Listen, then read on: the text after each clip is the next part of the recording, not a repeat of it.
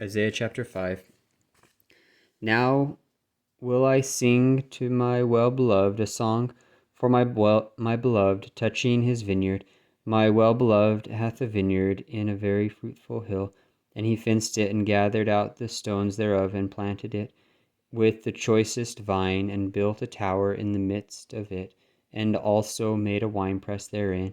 And he looked that it should bring forth grapes, and it brought forth wild grapes. And now, O inhabitants of Jerusalem, and men of Judah, judge, I pray you, betwixt me and my vineyard. What could I have done more to my vineyard, that I have not done it?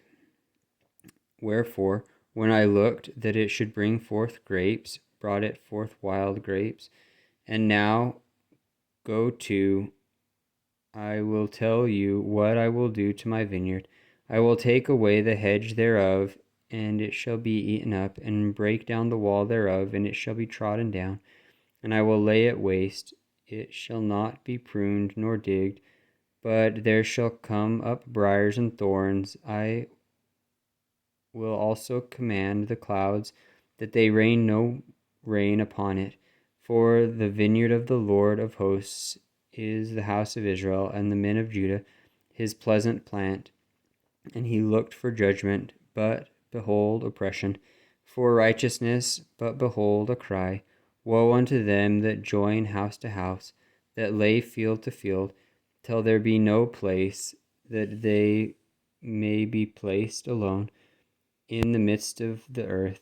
In mine ears, said the Lord of hosts, of a truth, many holy houses shall be desolate, even great and fair without inhabitants. Yea, 10 acres of vineyard shall yield one bath, and the seed of a homer shall yield an ephah.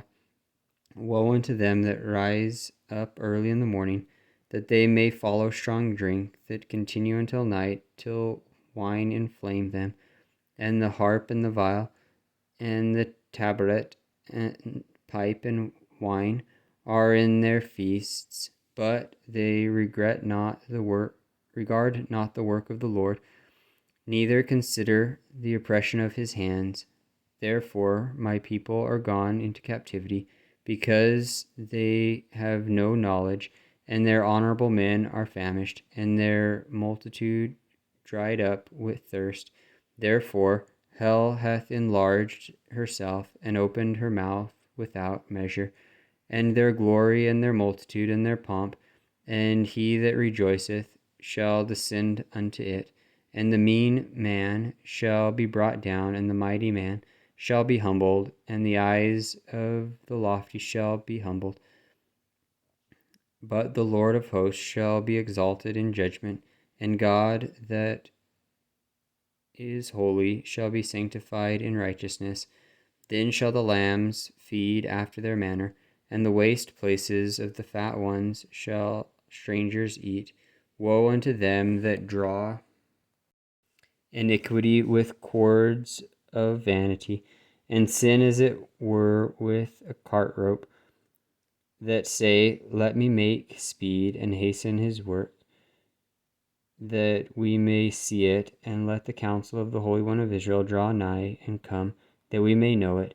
Woe unto them that call evil good and good evil, that put darkness for light and light for darkness, that put bitter for sweet and sweet for bitter.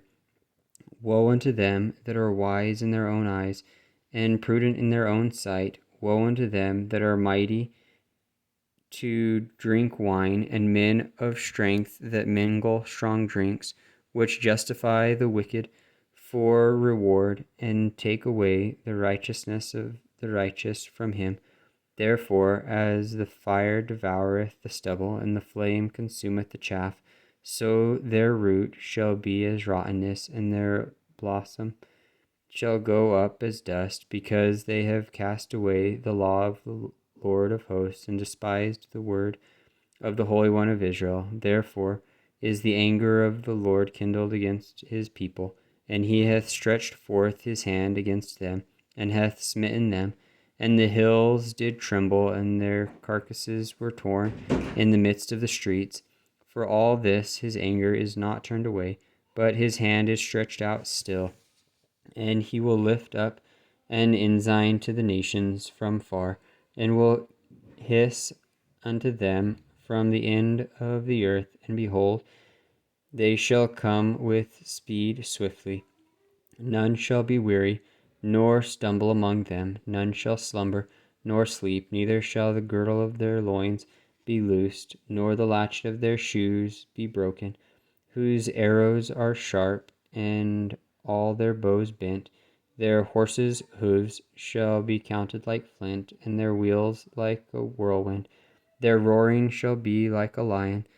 They shall roar like young lions, yea, they shall roar and lay hold of the prey, and shall carry it away safe, and none shall deliver it.